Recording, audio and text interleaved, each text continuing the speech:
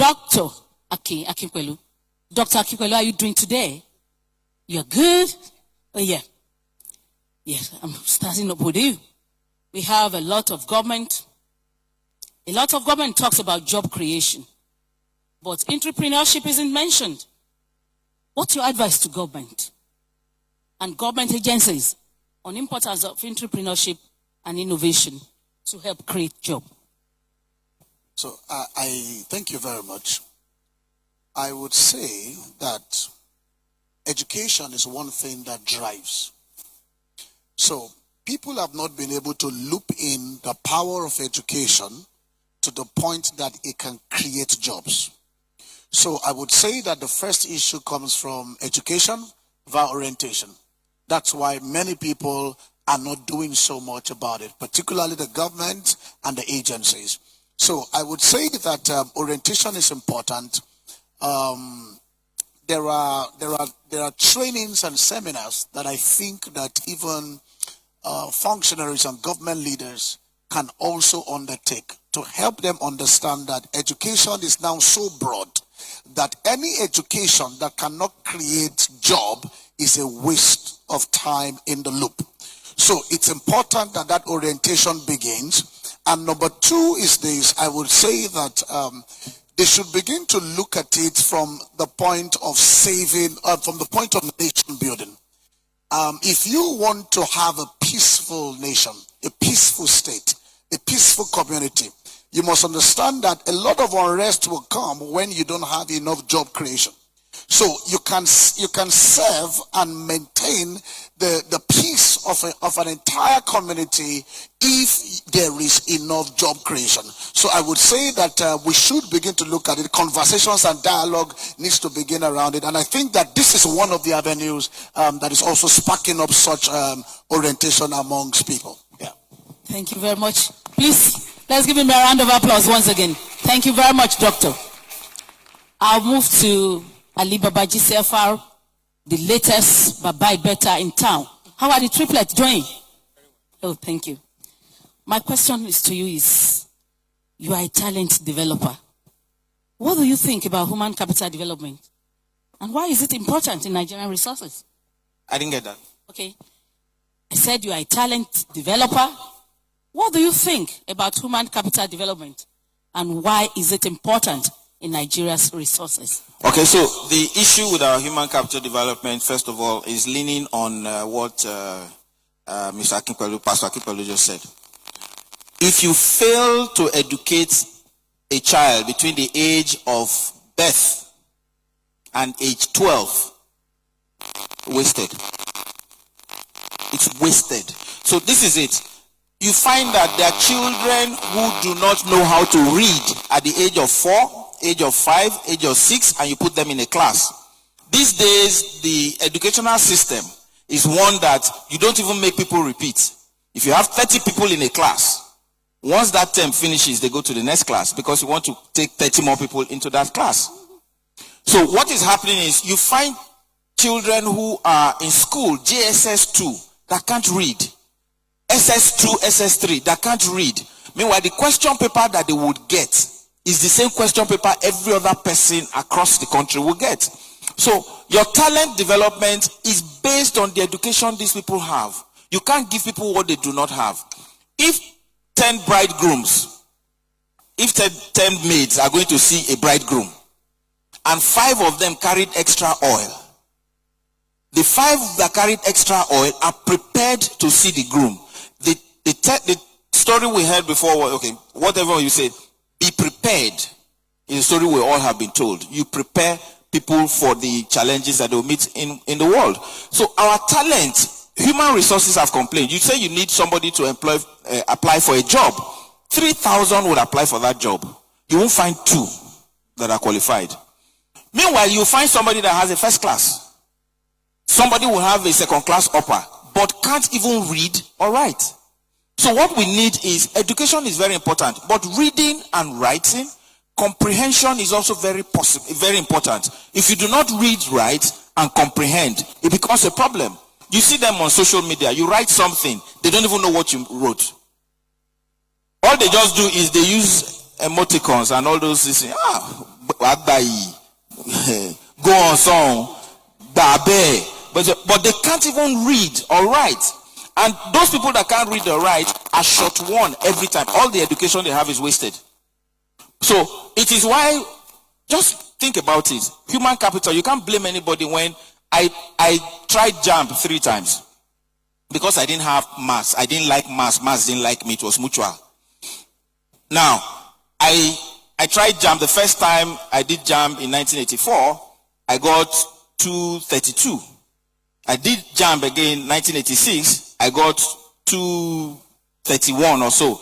But when I then did JAMB, I got 234, the Nigerian code, and I got into the university.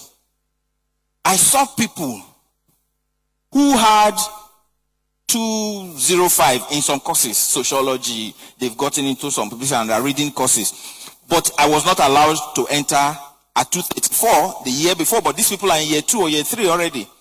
Now, you can actually, I understand you can enter some universities now with 110, 120. Instead of human capital development to be going forward, we are backtracking to allow some people get into. So we're celebrating mediocrity. That is why we are where we are. The educational system is crap. When Oshomole said all teachers should go to school again, the teacher, NUT, protested that if he sacked anybody, they would not vote for him. When El-Rufai said he wanted to make sure that all teachers were retrained, people said they would protest. So what is happening? We are okay with mediocrity as long as it doesn't happen. But meanwhile, if a doctor is not good and he comes to treat you, you want to sue the hospital. Thank you very much, Alibaba. So what we are saying in essence is to have a very good human development. We must take cognizance of our communication skills. Very, very important. Okay, you want to?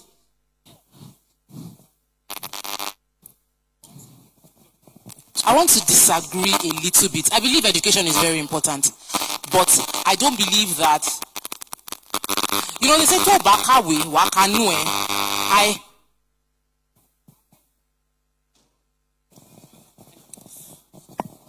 Hello, okay. Hello, Tufia.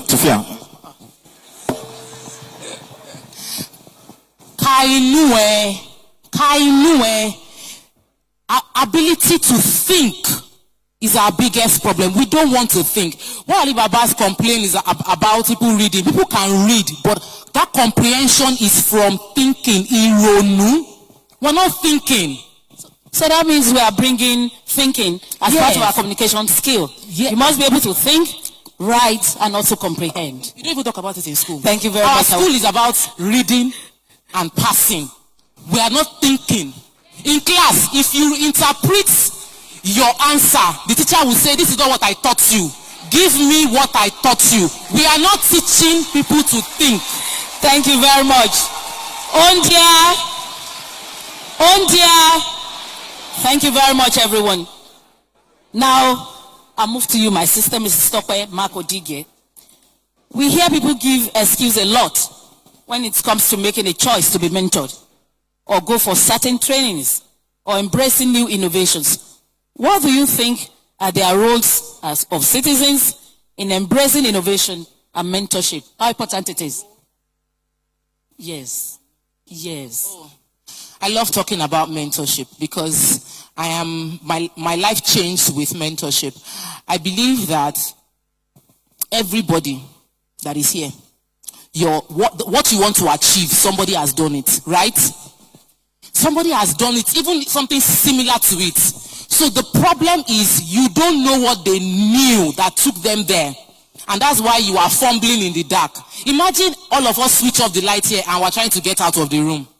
Very few of us will make it out of this room. Mentorship and training switches on the lights. Mentorship switches on the light. When practical experience, I enter real estate. I spoke to my mentor and I asked him, how do they buy land? Some people will go and meet Omonile and ask Omonile how to buy land. Some people will go and meet their uncle and ask their uncle how to buy land. How many lands have your uncle bought and sold?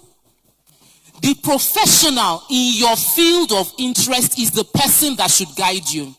Some part of me feel this question is best answered by Alibaba, because we've seen his impact as a mentor in the comedy industry. And many people revere him, go to meet him. Oga, I want to do conference at a hotel. How do I go about it? He will tell you the vendor to use. He will tell you the cameraman that would disappoint you. He will tell you the marketing communication company that will help you achieve your goal. But if you don't ask him, you will have 3, 4, 5 failures. So for me, innovation will not happen without mentorship.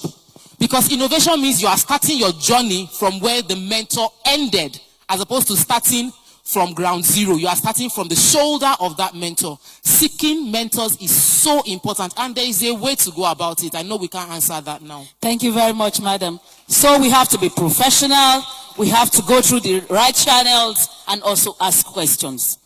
So you can, please, doctor. Hello, thank you. So in seeking mentorship, please, I want to say 3 things. Number 1, don't lose your ingenuity because you are looking for mentorship. What you are looking for is the genius of the person, not how the person dresses, not how the person curls his hair, and not how the person makes the nail. You go for the genius and not the external. Number 2 is this. If you want real mentorship, see, we can get out of here now, you go and meet Alibaba and say, I want you to be my mentor. He has that many years, 10, 50 years of his life. Then he will give you his number. But I can guarantee you that when you call him tomorrow, you will have to explain yourself again. You call him again next month. So I was the one that called you that time before I met you that time that said you have to repeat yourself. Do you know why you have to repeat yourself? Give me one reason why I must save your number on my contact. There must be something that you are doing for me that keeps the line of communication open. Look for what your mentor needs and fill that gap. I'll stop there. Thank you very much, Dr. Akinpelu. I'll go to the Honorable Commissioner now. The Honorable Commissioner for Budget and Economic Planning in Ondo State, Pastor Emmanuel Igbaso. Pastor, in advanced countries, sir, things like education, health, entrepreneurship, they get the biggest budget. But people feel it's not the same in Nigeria. Is that time? And if it is, what do you think and how do we change it? Is it true? Absolutely. Maybe Alibaba will help you.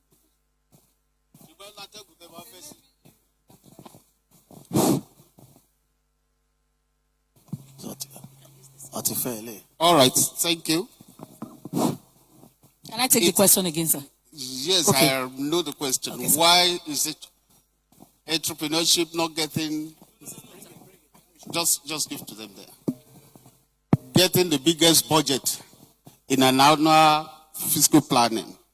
Now let me say this, human capital development, you have the health and nutrition leg, educational leg, and participation leg. That is what combines to make human capital development. And all of them are interwoven. For example, a child from age 0 to 5, if you do not give him the right nutrition, has his cognitive ability caged out of malnutrition or what they call stunting. You get it caged. So there is no amount of education you want to give to that child that will make him to rise to his full potential in life any longer. That is one. 2, our educational system also, instead of teaching us to reason it out, only taught us to remember, as Tope has said. We only taught to remember things, not to out. That is what is different from the difference between our education and what they have abroad. I taught to reason it out. So in reasoning it out, they go into innovations and creations, which requires budget. But here, once you give budget, I was today that that we have to be careful how we budget for entrepreneurs, because many of them You give them, they marry another wife. You give them, it is then they will know they want to go to this party or that party. So the first thing, the financial intelligence is not there yet. Where you separate yourself from your business. Your business is separate from you. If I ask many of us now, how much passed through our hand last year, we do not know it. There was a year I kept record. I was jobless. But by the time I look back, I discovered that 2 million naira has passed through my hand. I was jobless. The monies I spent, because I kept a record of all my expenses. Even if I bought a pure water, I would write it down. And I calculated everything at the end of the year. It's above 1 million. And likewise, many of us, the money we fret away. It's not how much that passes through you that makes you rich. It's how much you are able to employ. So, putting a budget, we have budget in different spheres, which they need to come up with. And like there is a creation of the government, and we are putting budget there, we are putting money there. We have OSIC, we are putting money there, which tailors towards agribusiness. But the most important thing is that entrepreneurship, intelligence, and knowledge that people need to have and know what government is doing and position themselves to benefit from government. Thank you very much, Honorable Commissioner. But at the same time, I will still ask that we give them orientation as far as the budgeting is concerned, so they don't start taking second wife, building houses with money that are meant for their businesses. Thank you very much. I have an educator here, the CEO Impact Group of Schools, Mrs. Toyin Inuegbe. Ma'am, how important is it to introduce entrepreneurship in school syllabus? You know we have to catch them young. The earlier, the better.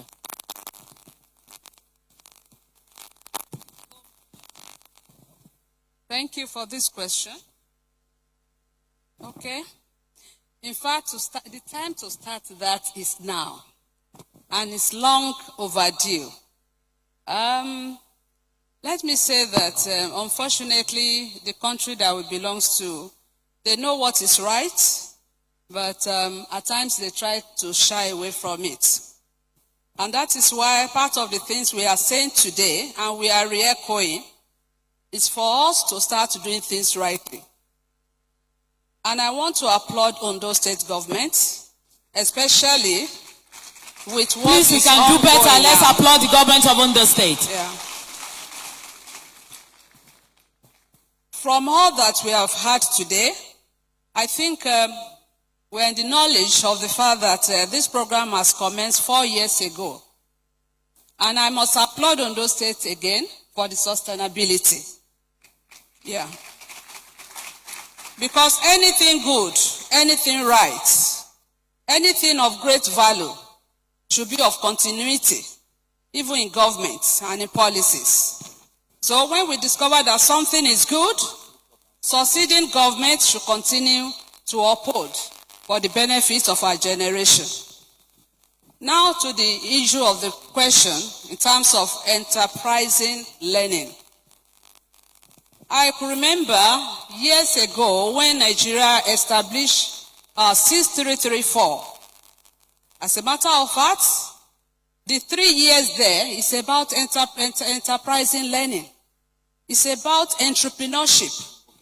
But the question is, where are the trade centers? Where are the polytechnics? Where is our own 3 years, whereby our learners are supposed, to be taught what it takes to be an entrepreneur?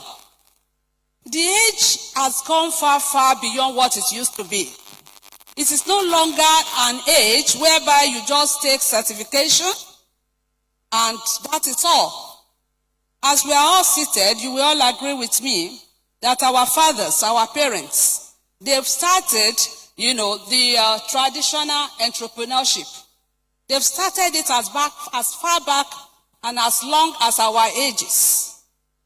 Some of them sewing mistress, some of them carpenters, some of them bricklayers.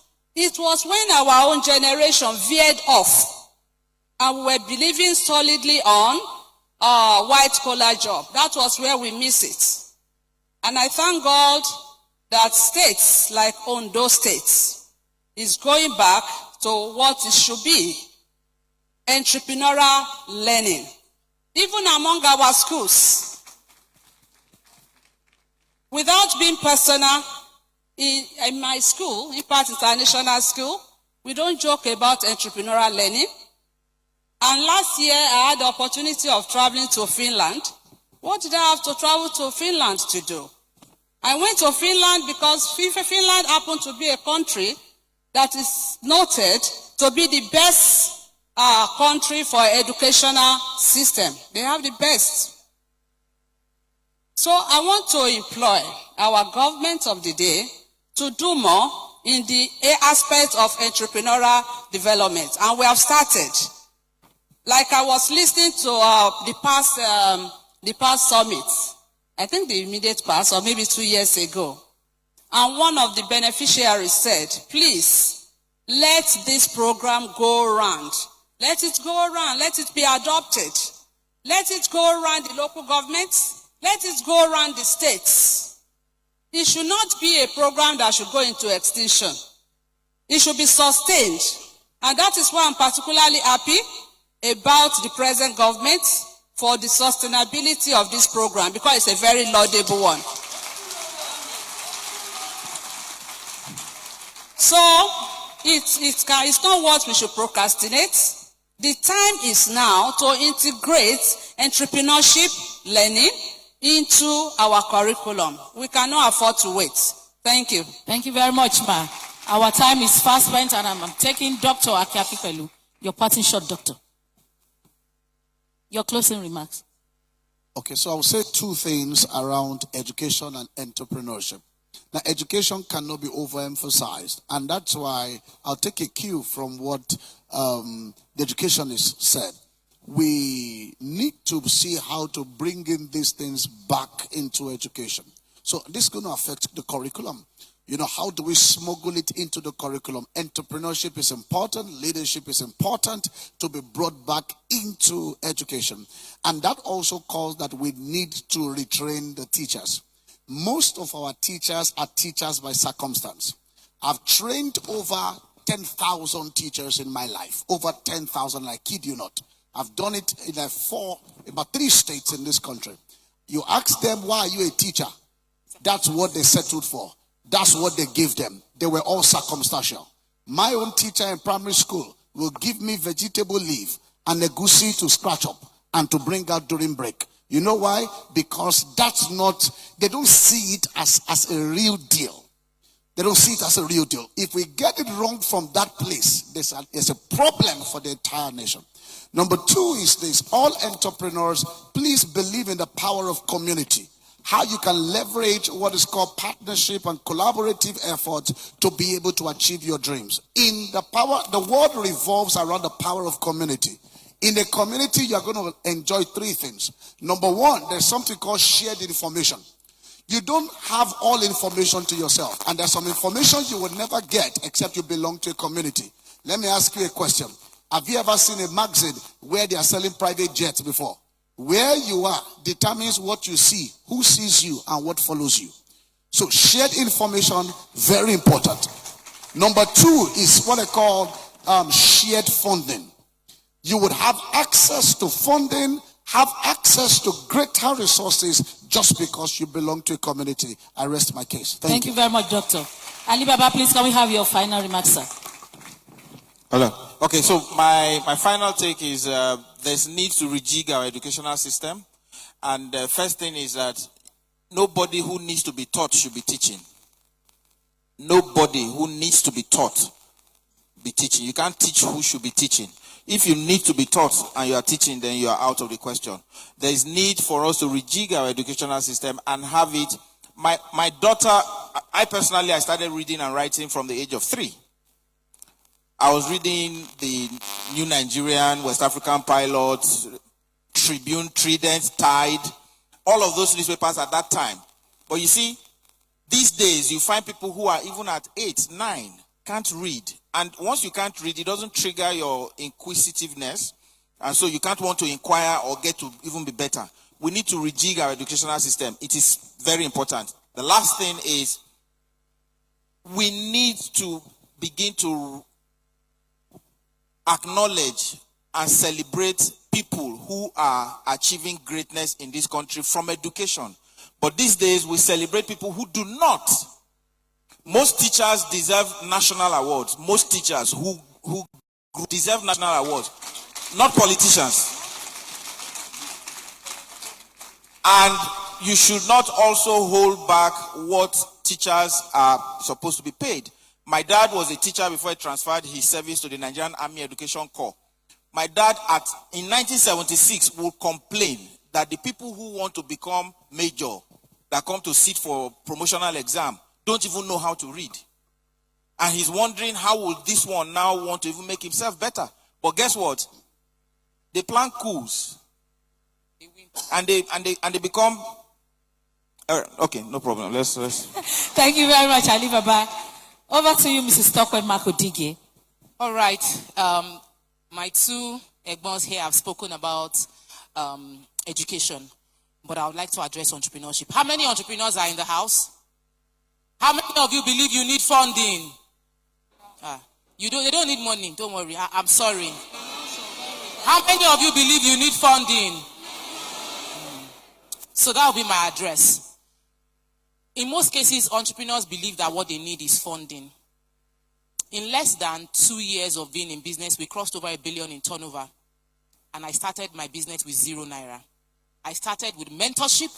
I started with knowledge. And I started with passion. I understand that you will not like what I'm saying. It's okay. But if you hear me, you will also be celebrating in the next few years I've crossed 1 billion. Do you understand me? What I had was a mentor who told me, take this 10-acre and start selling. I didn't need a product. I had the product based on relationship. Sometimes the biggest thing you need is not money. In most cases, it is people. The relationships you have will serve you. I believe the government should not give financial intervention to startups. Government should not give financial intervention to those that have not circled money before. If you have not managed money effectively, your only agenda will be, I want to keep making money. It is easier to make money than to manage money and multiply money. What business owners need to understand is, how do I multiply and manage the money I have? But what we look for is interjection. So if you are looking for funds here today, make a list of the things you want to acquire. I advised someone that wanted to buy dehydrator. She said she needed 2.5 million naira or 25 million naira. I said, can you design your product? She sells dehydrated vegetable products, dehydrated cabbage, dehydrated eggplant.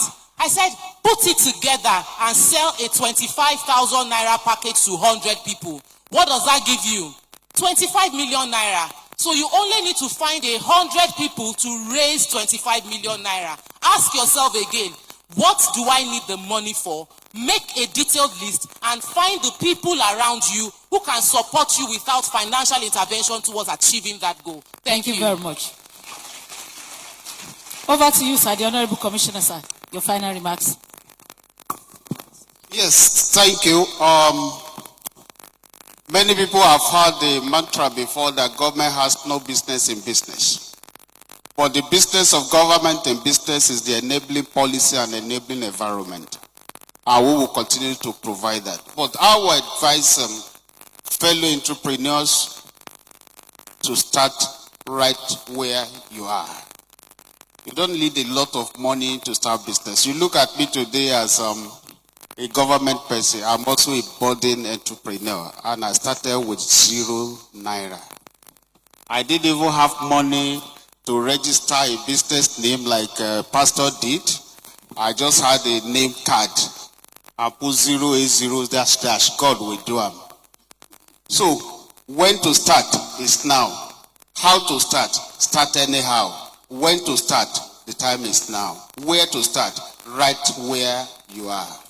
Thank you very much, sir. And now to the CEO Impact Group of Schools, Mrs. Toyin Inuigbe, please can we have your last remarks, ma'am? Thank you, ma'am. My parting shots, we go to the traditional entrepreneurship out there. Majority of them are out there. That is maybe the artisans, the shoemakers, and so on and so forth. Please, I just want to tell you that before I became an innovative entrepreneur, a social entrepreneur, I actually started as a traditional entrepreneur. I've sold eggs before. I've sold different things. I've sold kerosene. I've sold batiks. You are my sister. Hope your hand was up. I think we are related. Oh, wow. Even the executive governor. Great. So, I just want to let you know that all the stages that you are opportune to pass through, they are just part of it. They are just part of the story. So don't be discouraged. Don't be discouraged. You might have learnt one trade or the other. Don't be discouraged. One day you will become a global entrepreneur, and you will now realize why God has taken you through the routes that you have already passed through.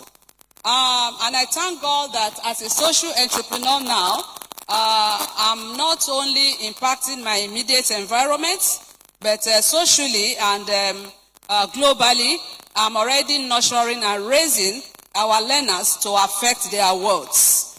And I just want to part with few pieces, for the audience. I want to say that please be persistent. Be assured that you have a purpose. In the book of Jeremiah, God asked Jeremiah, what do you see? As you are seeing entrepreneurship as a very big word, just see enterprises. Just see enterprises. Just see business. And even when you look at the letters of entrepreneurship, you can see small. Start small. Don't be afraid to start. As our Honorable Commissioner has told us, just start. Start somewhere. When I started selling egg, that was before age 10, I started anyhow. When I became a very young widow at age 28, I was still determined. I was focused. So please be focused.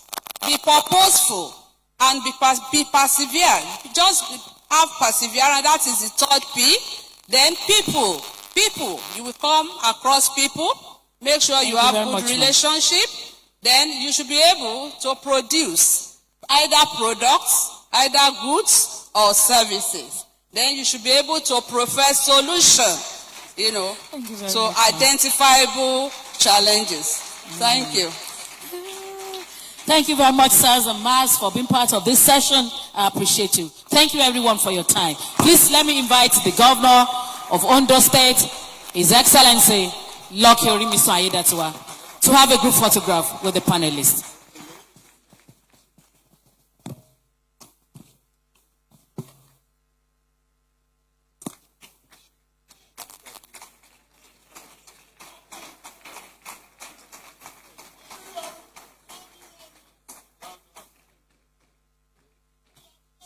Excellent. I'm only shaking the excellent. But you don't look like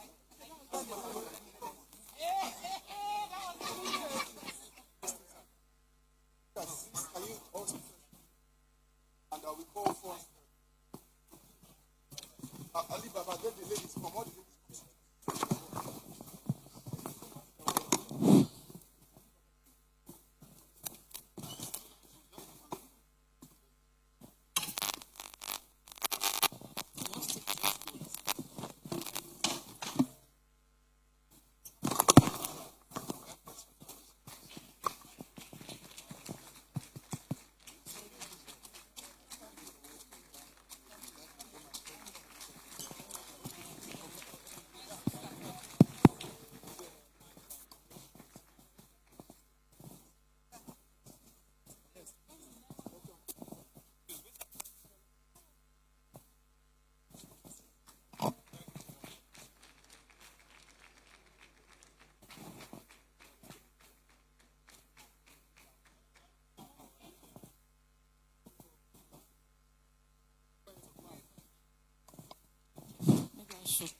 Maybe I should help you to call the names.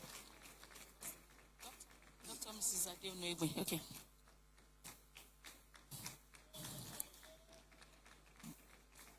Dr. Mrs. Adeonuegbe. Dr. Mrs. Adeonuegbe.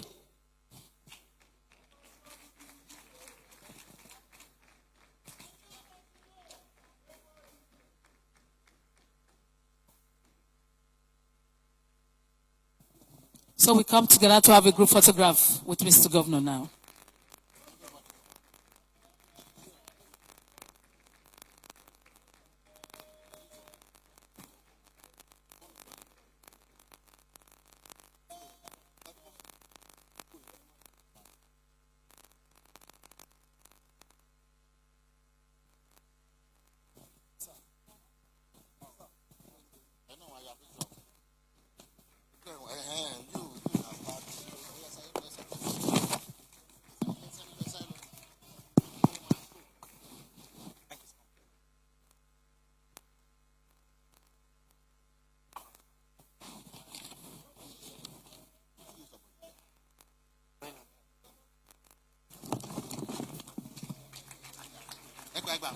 Mike.